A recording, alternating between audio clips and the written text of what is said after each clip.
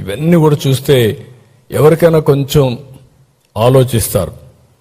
కానీ వైసీపీకి మాత్రం భగవంతుడు ఆ బుద్ధి ఇవ్వలేదు, జ్ఞానం ఇవ్వలేదు. ఏ విధంగా అభివర్ణించాలని కూడా అర్థం కావడం లేదు. ఇంకా విషయాన్ని దిమ్ముతున్నారు, అహంకారాన్ని ప్రదర్శిస్తున్నారు. అసలు పార్లమెంట్లో 2 సభల్లో చట్టబద్ధత దక్కితే తట్టుకోలేకపోతున్నారు. అందరూ దేశమంతా ఒకటై ఓటేసి అమరావతిని నిలబెడితే ఇతను మాత్రం దాన్ని సహించలేక ఓరవలేకపోతున్నారు. ఇప్పుడు కొత్తగా అసెంబ్లీకి పార్లమెంటుకు ఈ హక్కే లేదంటున్నారు. ఎక్కడ కూర్చుంటే అక్కడే రాజధాని అంటారు. ఈ తిక్కకు పరిష్కారం ఏంటో నాకైతే అర్థం కాల. ఈ తిక్కనాలనా ఏమనాలి, ఏంటిది, దీని పరిష్కారం ఏంటి? సాక్షాత్తు పార్లమెంటు ఒక చట్టాన్ని చేస్తే చట్టాన్ని అమలు చేయవలసిన రాజకీయ పార్టీలు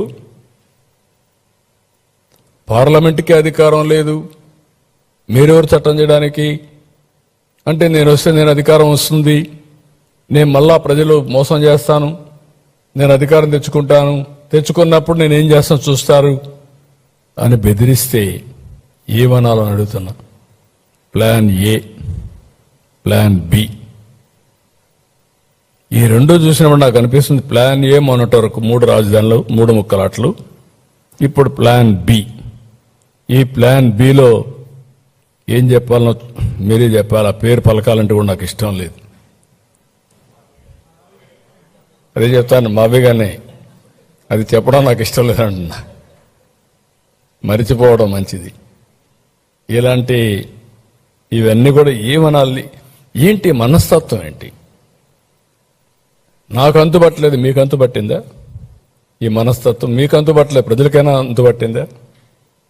ఏంటి ప్రవర్తన ఏంటి? ఇలాంటి వాళ్ళు రాజకీయం చేయడం ఏంటి? మనందరం కలిసి ఏ విధంగా ముందుకు పోతాము?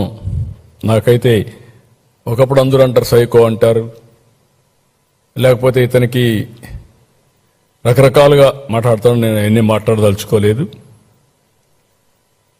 ఈరోజు దేశమంతా పార్లమెంట్లో మనకు సపోర్ట్ చేసి ఈ రాజధాని రావాలి, అమరావతి అభివృద్ధి కావాలి, ఆంధ్ర రాష్ట్రం బాగుపడాలి, దేశ అభివృద్ధికి కూడా దోహదం చేయాలి అని వాళ్ళందరూ మాట్లాడి యునానిమస్గా అమరావతికి సంఘీభావాన్ని తెలియజేశారు, అమరావతి నిలబెట్టారు.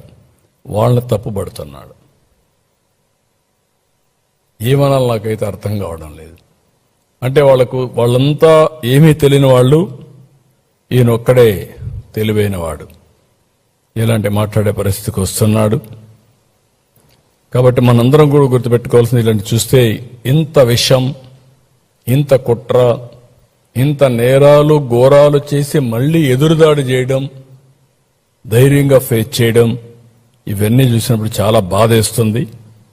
ఈ రాష్ట్రానికి ఇది ఒక, ఎందుకు ఇలాంటి తెలుగు జాతి చాలా సమస్యలు ఫేస్ చేశాం, 1-2 కాదు.